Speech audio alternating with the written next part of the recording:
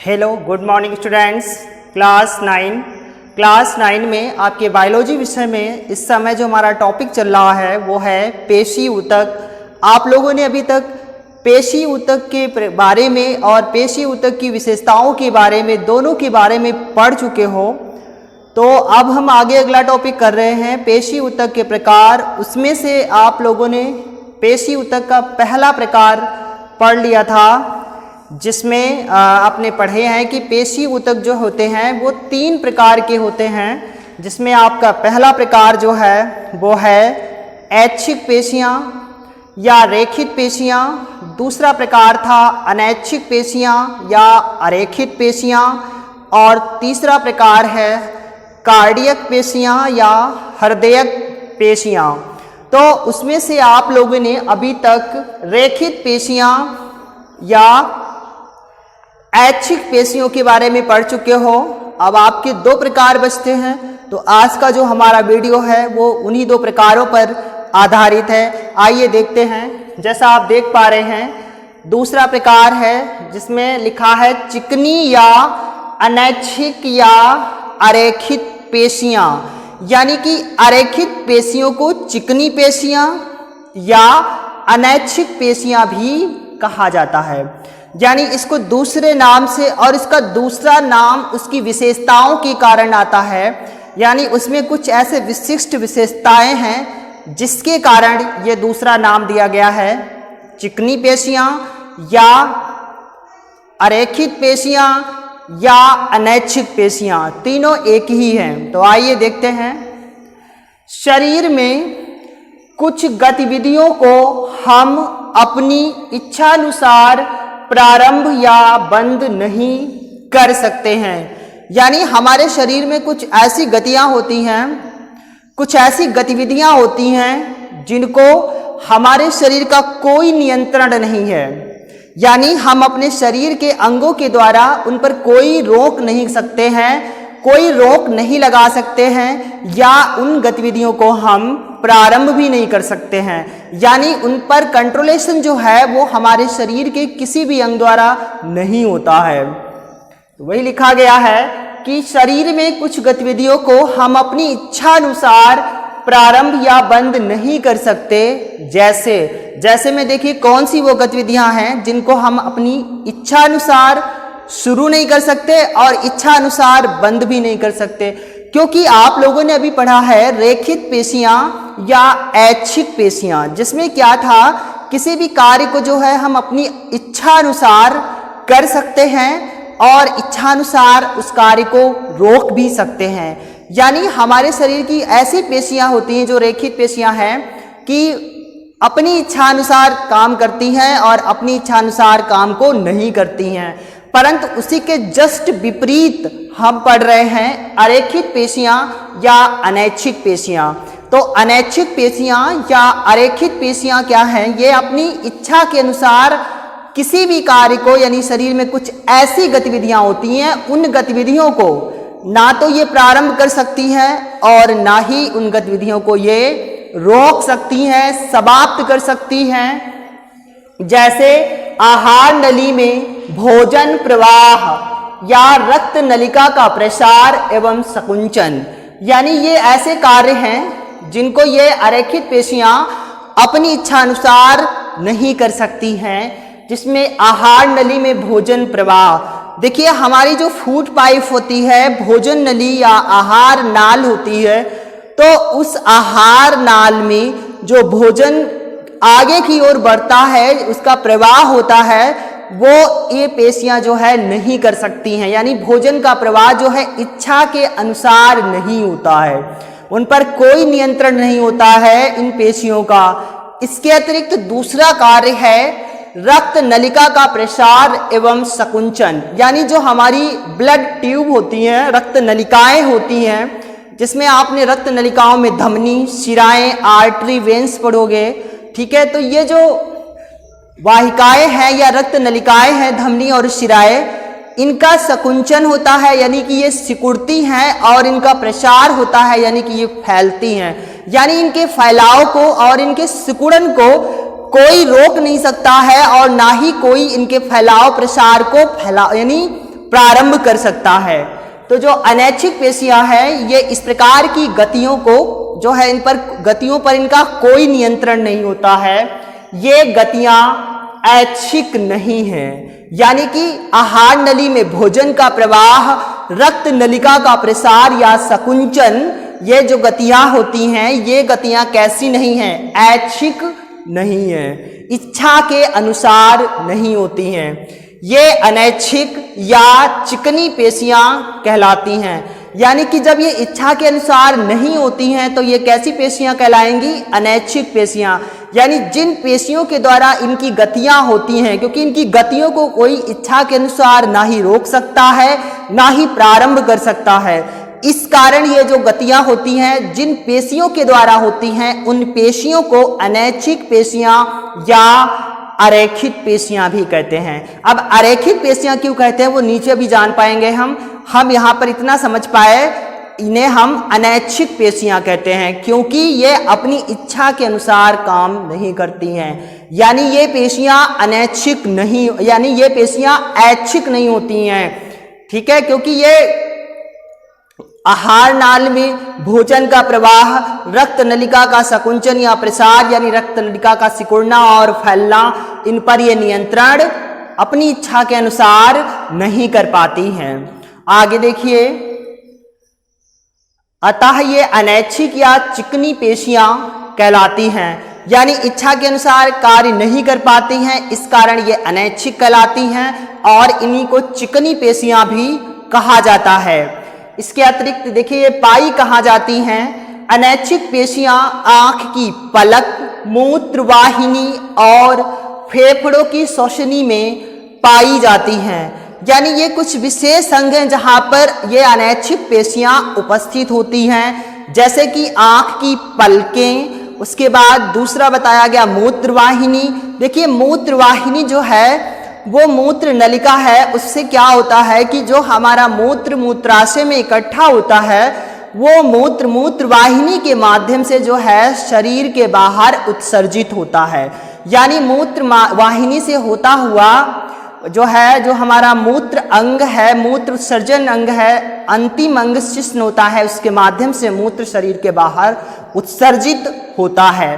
तो मूत्र वाहिनी, वाहिनी का मतलब होता है ले जाने वाली, यानी नली का काम करती है मूत्र वाहिनी, क्योंकि इसमें मूत्र एक स्थान से दूसरे स्थान यानी मूत्राशय से मूत्र शरीर के बाहर उत्सर्जित होता है। तो मूत्र वाहिनी में ये पेशियां पाई जाती हैं। इसके अलावा फेफड़ों की श्वसनी में पाई जाती हैं, यानी जो हमारा फेफड़े होते हैं, लंग्स होते हैं, वो हमारे प्रमुख श्वसन अंग होते हैं। मनुष्य श्वसन की क्रिया, यानी श्वसन की क्रिया में क्या होता है, मनुष्य कार्बन डाइऑक्साइड को जो है निष्कासित करता है और ऑक्सीजन को ग्रहण करता है। तो ऑक्सीजन का ग्रहण और कार्बन डाई का निष्कासन जो है वो श्वसन की क्रिया के माध्यम से होता है, और श्वसन की क्रिया करने के लिए जो है प्रमुख श्वसन अंग जो है वो फेफड़े करते हैं। तो फेफड़ों की श्वसनी में पाई जाती हैं अनैच्छिक पेशियां। आगे देखिए, अब हम देखेंगे कि इन्हें अरेखित पेशियां क्यों कहते हैं। इन पेशियों पर गहरे व हल्के रंग की धारियां नहीं होती हैं, यानी जो ये पेशियां हैं इन पर गहरे और हल्के रंग की धारियां नहीं बनी होती हैं, जबकि जो हमारी रेखित पेशियां थीं, जो ऐच्छिक पेशियां थीं, उनके शरीर रचना पर क्या था, उनके शरीर पर गहरे और हल्के रंग की धारियां उपस्थित होती हैं या थी, इस कारण उनको जो है रेखित पेशियां कहा जाता है। परंतु जो आपकी अनैच्छिक पेशियां हैं इन पर गहरे और हल्के रंग की धारियां नहीं होती हैं, इस कारण इनको जो है अरेखित पेशियां कहा जाता है। इनका आखिरी जो है नुकीला होता है, इनका आखिरी सिरा नुकीला होता है। देखिए आप चित्र भी नीचे बना हुआ है और आप चित्र में आसानी से देख सकते हैं किस प्रकार से इनकी संरचना बनी है, ठीक है। इनका जो किनारे का सिरा होता है वो नुकीला होता है, ठीक है, नोक की तरह से बना होता है। तो ये देखिए आपकी अरेखित पेशियां बनी हुई है, अनैच्छिक पेशियां बनी हुई हैं। इन अनैच्छिक पेशियों में देखिए आखिरी सिरा जो है वो पिन की तरह से यानी नोकदार बना हुआ है, जिन्हें हम आसानी से समझ पा रहे हैं कि इनके जो आकार है, इनका जो संरचना है, उसका आखिरी सिरा जो है नुकीला होता है और ये पेशी कोशिकाएं एक केंद्र की होती हैं। कैसी होती हैं ये पेशी कोशिकाएं? एक केंद्र की होती हैं, अर्थात इनका जो संरचना होती है उस संरचना में जो है एक कोशिका में एक केंद्रक होता है। देखिए यहाँ पर ये केंद्रक बना हुआ है, ठीक है। एक कोशिका में एक ही केंद्रक आप देख पा रहे हैं, ये पेशी तंतु है। कई सारे पेशी तंतु मिलकर के जो है पेशियों का निर्माण करते हैं, तो ये पेशी तंतु है और इसी के ऊपर तर्क रूपी पेशी कोशिका, ठीक है। इस पेशी कोशिका में कई सारे महीन महीन धागे जैसी संरचनाएं होती हैं जिन्हें तर्क कहा जाता है, अर्थात इनकी कोशिकाएं कई सारी तर्क, इनकी कोशिकाओं में कई सारे तर्क उपस्थित होते हैं, ठीक है। और प्रत्येक कोशिका में एक केंद्रक होता है, इसलिए ये पेशी कोशिकाएं एक केंद्र की होती हैं। जबकि इसके पहले आप लोगों ने पढ़ा था रेखित पेशियां या ऐच्छिक पेशियां, जिसमें आपने पढ़ा था कि रेखित पेशियां या ऐच्छिक पेशियों की जो संरचना होती है उस संरचना में जो केंद्रक होते हैं वो कई सारे होते हैं। इस कारण कहा जाता था कि जो इनकी कोशिकाएं होती हैं, रेखित पेशियों की जो कोशिकाएं हैं वो बहु केंद्र की होती हैं, जबकि अरेखित या अनैच्छिक पेशियों की जो कोशिकाएं हैं वो कैसी होती हैं? एक केंद्र की होती हैं, अर्थात इनकी प्रत्येक कोशिका में एक ही केंद्रक उपस्थित होता है।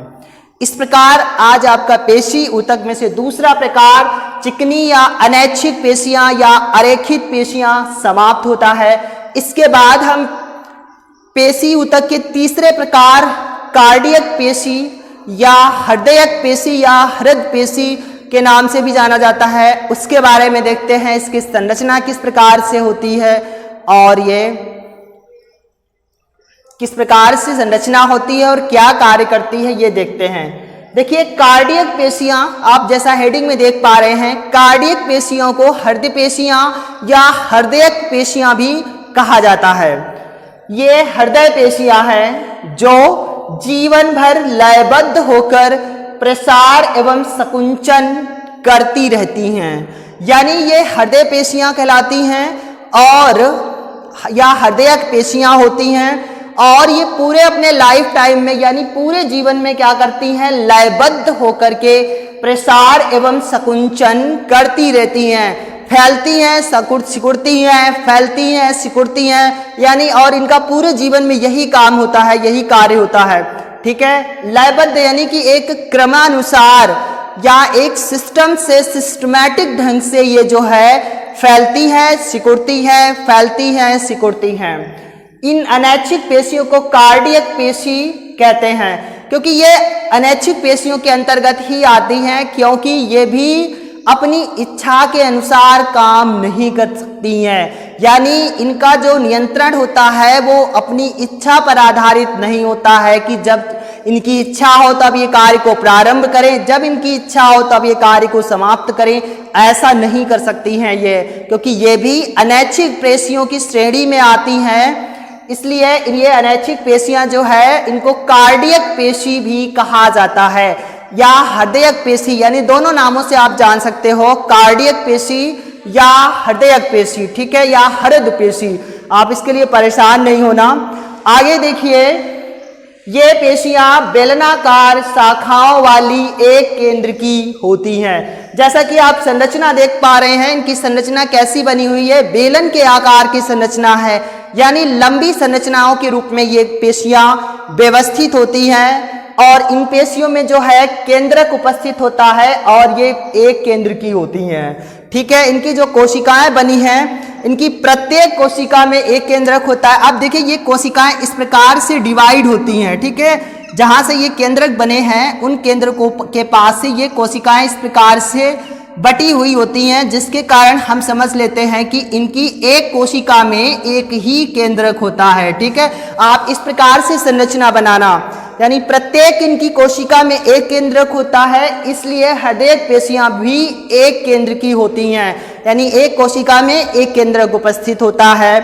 इसके अतिरिक्त ये जो पेशियां हैं हृदयक पेशियां, इन पर भी गहरे और हल्के रंग की जो है धारियां होती हैं, यानी इन पर देखिए, आप देख पा रहे हैं आसानी से कि इन पर भी धारियां बनी हुई हैं। जबकि इसके विपरीत हम जब पढ़ रहे थे अरेखित पेशियां या अनैच्छिक पेशियां, इसमें धारियां नहीं बनी होती हैं, इनके किनारों पर जो है तर्क बने होते हैं, तंतु बने होते हैं, जिन्हें हम धागे नुमा संरचनाएं कहते हैं। ठीक है, ये अंतर है। इन पर जो है धारियां बनी होती हैं, पतली पतली महीन धारियां होती हैं, और ये जो है एक व बहुकेंद्रकी भी होती हैं, यानी यहाँ पर एक केंद्रक तो बना ही है, कभी कभी विशेष परिस्थितियों में ये बहुकेंद्रकी हो जाती हैं, वैसे ये प्रमुखतः एक केंद्र की ही होती हैं, और हृदय की दीवार में ये मिलती हैं। यानी जो हमारा हार्ट है, क्योंकि हार्ट आपको पता है पंप करने का काम करता है, हमारे ब्लड में जो है पंपिंग का काम करता है, तो जो हृदय है, इस हृदय में ये हृदयक पेशियां उपस्थित होती हैं, या हृदय के जो किनारे होते हैं उन किनारों पर या हृदय की दीवारों पर ये कार्डियक पेशियां या हृदयक पेशियां मिलती हैं, इसलिए इनको कार्डियक पेशियों को भी हृदयक पेशियां कहा जाता है। जैसा आप चित्र में भी देख पा रहे हैं कि इनकी एक कोशिका में एक केंद्रक बना है, कभी कभी विशेष परिस्थितियों में जो है बहुकेंद्रक भी हो सकता है, परंतु प्रमुखता एक केंद्र की होती हैं इनकी कोशिकाएं, और इनमें लंबी लंबी धारियां होती हैं। देखिए आप देख पा रहे हैं धारियां बनी हुई हैं। ठीक है, तो यह है कार्डियक हृदयक पेशियों का चित्र, और इधर बना है अनैच्छिक या अरेखित पेशियां। ठीक है, तो आज आपका जो है पेशियों के तीनों प्रकार समाप्त होते हैं, क्योंकि इसके पहले वीडियो में आप लोगों ने पेशियों के प्रकार का पहला प्रकार रेखित पेशियां या ऐच्छिक पेशियों के बारे में पढ़ा था, और आज आप लोगों ने अनैच्छिक पेशियां, अरेखित पेशियां और दूसरा यानी तीसरा प्रकार कार्डियक पेशियां या हृदयक पेशियों के बारे में पढ़ा है। तो इसी के साथ आज का वीडियो यहीं समाप्त होता है। आप अपनी कॉपी पर इसके जो है डायग्राम के सहित अपनी थ्योरी को क्लियर करना। आपको मिलते हैं एक अगले वीडियो में एक नए टॉपिक के साथ।